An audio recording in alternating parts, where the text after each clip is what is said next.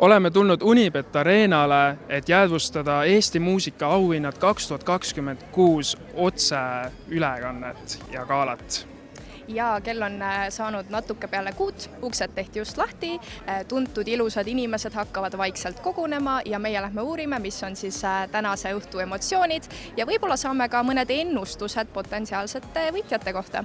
Vau, kus see kõik pärit on? Tee meile väike ülevaade. See kostüüm on täitsa uus, kuna seda ma saan ka kasutada tööalaselt. Loomulikult. Siis ma olen siis täna selline šamaan, kes on siis ka kodukäija. Selles mõttes, et ma olen ju inimeste kodudes käinud aastakümneid ja tuhandete, et inimesed on mind usaldanud. Siis ma olen selline šamaan kodukäija, kes siis kuuleb ära inimeste mured, esineb neile natukene ja saab ka natukene raha siia karpi. Kellele sa täna siis pöialt hoidma tulid? Tegelikult väga minu maitseid ei ole. Kes on su maitse? Ma tahaks loota, et Nancy saab ka kunagi. Ta on tegelikult seda väärt, aga lihtsalt, et täna, tead vaata, melu ja kui ma kutse saan, siis ma tulen. Aga see kostüüm, selle ma lasin õmmelda ja see on tegelikult minu enda disain, kõik õmble ütleb, et issand, kus sa seda fantaasiat võtad nagu, jah. Nii, vaatan, et siia on kogunenud ka klassikalise muusika inimene, et mis sa arvad, kas see kategooria vääriks rohkem tunnustust, kui ta muidu saab võib-olla?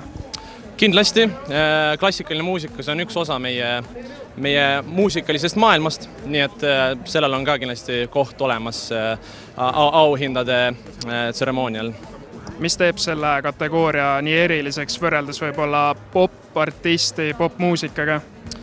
Ma arvan, et need võivad teosed olla kohati raskemad, seal on rohkem loovust, heliloojad panevad kogu oma südame sinna sisse ja see on natukene teine maastik võrreldes siis tavaliste pop-artistidega. Saabki teha. Kummad südant rohkem täidavad, kas sellised suured erakordsed kontserdid või sellised väiksemad, tubasemad? Ma ütleks, et kõige parem kontsert on see, kui sa lähed erakale, sind on keegi bronninud ja mitte keegi pole palunud, et sa rääksid. Inimesed tahavad süüa, omavahel juttu rääkida ja siis sa teed oma lood ära ja sa saad sealt näiteks, ütleme, 1-2 inimest, kes pärast tulevad sinu soolokontserdile avalikule. Siis see on kõige suurem võit ja niimoodi saab neid kõige tugevamaid fänne. Et jah, need avalikud kontserdid, kus ma oma nimega niimoodi suurelt olen peal, siis need on lihtsad sellepärast, et seal on inimesed, kes maksid pileti, et mind kuulata.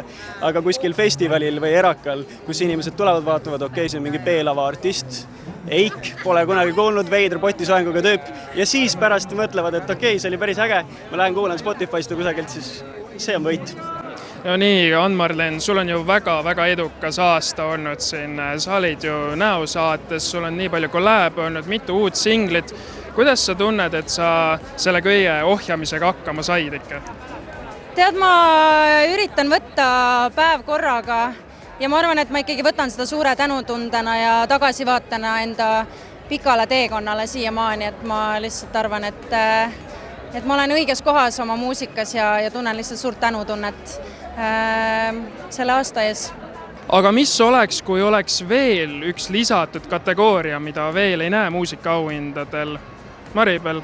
Tead, ma arvan, et see oleks päris hea mõttest, et nagu ajad liiguvad edasi, võiks ka mingitel konkursitel nagu olla selles mõttes uusi kategooriaid.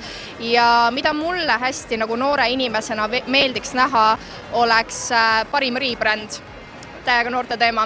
Et ikkagi, kui artist muudab enda imagot, kui ta tahab mingit täiesti uut flow'd, see ei ole paraku ainult muusika, mida me siin hindame, see on ikkagi kogumik. Ja see rebrand on see, mida ma tahaksin kategooriana tegelikult näha. Ja mis sina arvad, mida sina tahaksid näha ühe uue kategooriana Eesti muusikaauhindadel?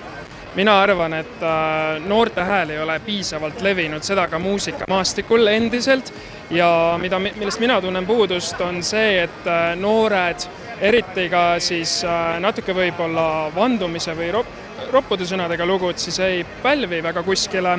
Et mina paneksin südame võitnud noored, et toetaksime rohkem uustulnukaid. no just nimelt, selles mõttes on ju ennekuulmatu, et kuidas sellisel aastal nagu oli, sai Germo Murel ja Triibu Pasta selliselt ürituselt välja jääda tegelikult. Just, absoluutselt. Just, absoluutselt. Tähtis ei ole kunagi need ropud sõnad, inimesed ei suuda nendest nagu üle vaadata. See näitab lihtsalt nagu, kui palju elevust suudab ühes 50-aastases inimesest tekitada sõna, et ta räägib sellest lihtsalt aasta aega järjest. Ja ropendage, kui teil on vaja. Ja ärge karke ropendada. Aga ärge tehke seda lihtsalt selleks, et ropendada. Kui see inimene ei saa vanuseks 40-50 aru, et on ka maailm, mis ei ole tema maailm, siis ta on debiilik ja nii vanat inimest ei saa ümber veenda enam. Ära hakka isa õpetama.